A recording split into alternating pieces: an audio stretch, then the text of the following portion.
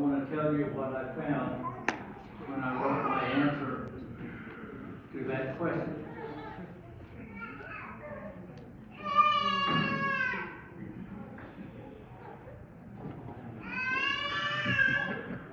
The Orthodox Church says in Genesis, the image is complete.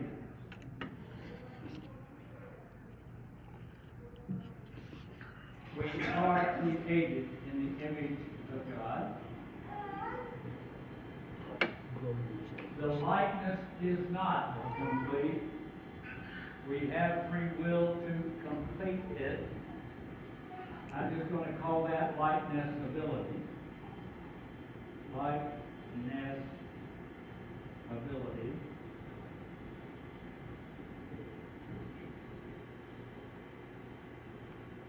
So we differ in what God did for us at creation. The question then, what happened after Adam and Eve said no? Absolutely nothing happened to the image.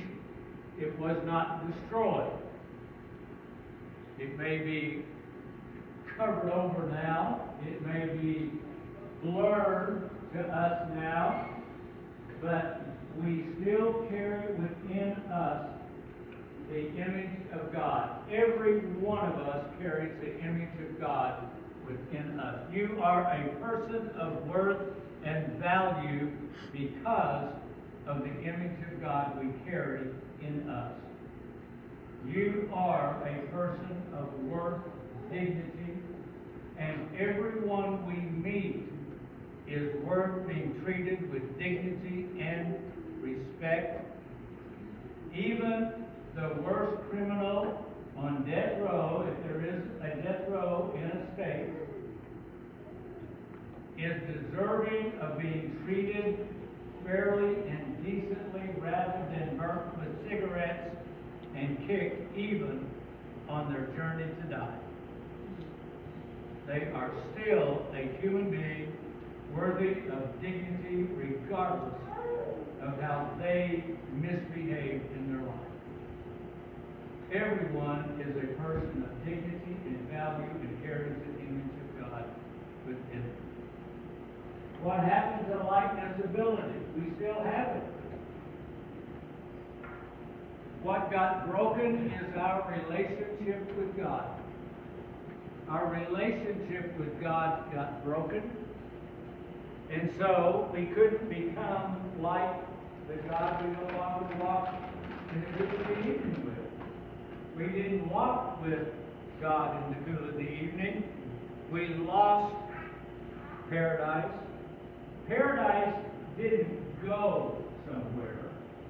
Adam and Eve, we use the language expel, we use a geographical metaphor, but it's not a geographical, it's an ontological, existential.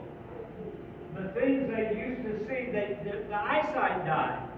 They couldn't see the things of God anymore. They couldn't see the angels surrounding them. Their hearing died. They couldn't hear the voice of God. How can you talk to God when you can't hear Him? They couldn't hear the footsteps in the cool of the evening walking through the garden the way they once did. For all intents and purposes, it evaporated from them, and all they had left was this visible, empirical world around them. Paradise had disappeared.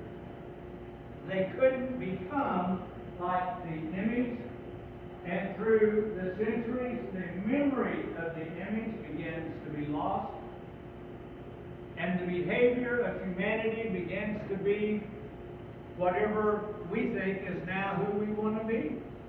Whatever is my image, my hero, whoever I want to pattern my life after, became my personal choice after Adam and Eve said, no, we don't want to behave like the image inside of us. We still have the image, and we still have light and stability. And by the grace of God, by the mercy of God, and the love of God, and the fullness of time, the second person of the Trinity became flesh, became visible. He who was invisible became visible to us by becoming flesh, was born of a virgin, and lived among us, took on mortal flesh in becoming human, and chose in his humanity to live like the image his humanity had in it. He is the second Adam that did what the first Adam refused to do. He did what the first Adam refused to do. He lived like the image of God carried in his humanity. He behaved the way God behaved, and he behaved the way mankind was created to behave. And in so doing, he opened the door to paradise not only to this one, but to you and me. That through our baptism and anticipation of a physical death, here already and now already, in our life now, there is a restoration to where Adam and Eve, before they said no. We still have a physical body subject to mortal death. But we now have the opportunity to once again become like the image of God within us. Once again, the purpose of creation. We were created to become like the image in us, and once again we have the opportunity through the work of Christ to begin living, learning how to live, is we are able in the human body to live like the image of God within us. So I come back to Blanche Farhaw's question. Why are you here? Well, I told you the physical answer of why I am here. But in the Orthodox Church, I heard why we all are here, why every one of us has been created, and the purpose of our own lives. The purpose of your life and my life is not being condemned to hell. The purpose of your life and my life is to begin living like the image of God within us. However that means, and whatever that means in your life and my life, and as a church we do it together as fellow pilgrims, beginning to encourage each other to begin to live, we say, like Christ, live like the image of God within us. That's what I found. That's what I found. And I either had to preach the sermon I preached a while ago, or tell you you're not born going to hell.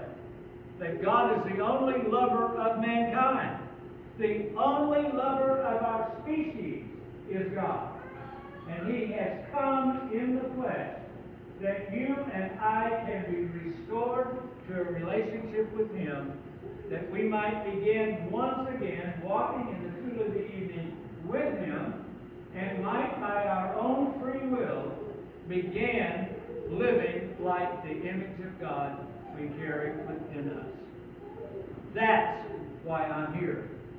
That's why you're here, and that's why we're here together. Now we know who we are, what we are. There's a whole world out there that doesn't know why we're here. They don't know why they're there. And I got news for us.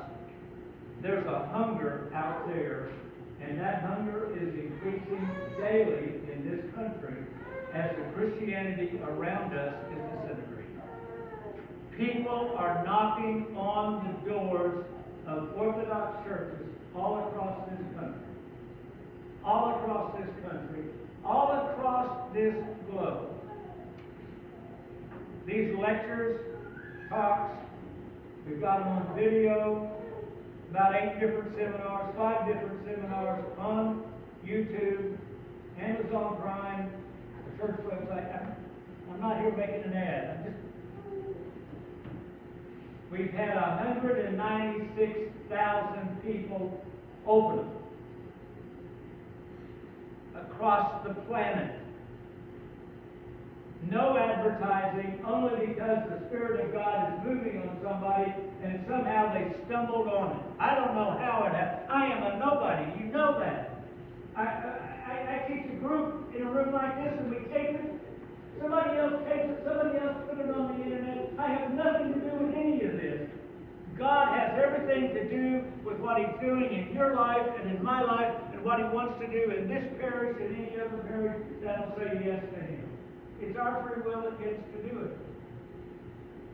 We're getting emails from somebody from every continent in the world except South America.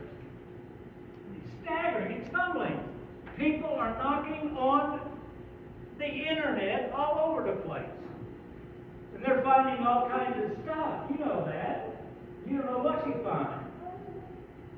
That's only mentioned that to let you know the hunger is great. And as our culture begins to continue collapsing around us, the hunger for that which is unchanging, not a Christianity that changes with the wind and tries to adapt to culture, but a Christianity that's the truth about who we are and about what the future holds and about the grace of God in our lives. People are starving for and they're knocking everywhere they can to find it. And they're going to knock on the doors of this church and this parish if we've got that light of Christ shining in us and we're willing to let them sit in our pew, park in our spot in the park. If we are, they'll come. I don't know whether St. Elijah was ready for us or not. But this very day, over 50% of St. Elijah is converted. The parish is still Lebanese. Our annual food festival is still all Lebanese. We've been grafted in to our Lebanese roots. My roots are now in the little village of Judea Marjadun in southern Lebanon. That's my history, my story, my family that I've been grafted in. If we want the gospel to shine in us, let's live it. If we want to live like the image of God within us, then how can we say no to those that are knocking on the door wanting to come in? It's up to us. We have free will. You've been awfully kind to show up on your day off on Saturday and to be here. You've been very kind to let me go this long, and so I wouldn't hush. And just say thank you for letting me come. Thank you for being here, and God bless each and every one. Thank you, Peter.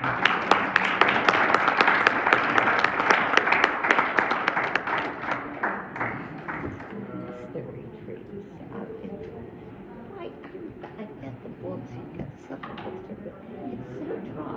It's so, like, I do well with the speaker. They're so interesting. You don't have any dynamism when you're reading it off the page. Yeah, that's what I mean. I always need to when I fall asleep. Reading it, it's just, I don't know. We've had such good speakers over the years, and we kind of stopped having retreats. Last year they Charlie spoke about the same weekend Nikki came. She went to Tasha, she talked about the Jesuit because she went trying to bring her to they kept telling her your passion is which I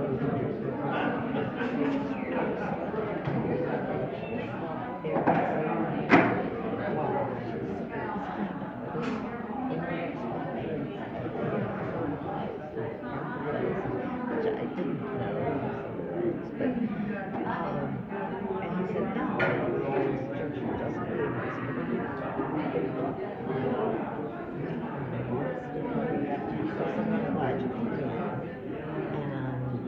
this, this was after she got confession, and he brought down the person who to do 3 days. because we Right. didn't come, because Ashley had already scheduled Charlie's birthday. This is first, so she had all this family, and it was at our house. But Nikki had come in for that, sure. They said the prayer, they had said the prayer, they blessed her for her. Like 2 weeks. I'm sure, and she was and so Vincent is like a miracle baby.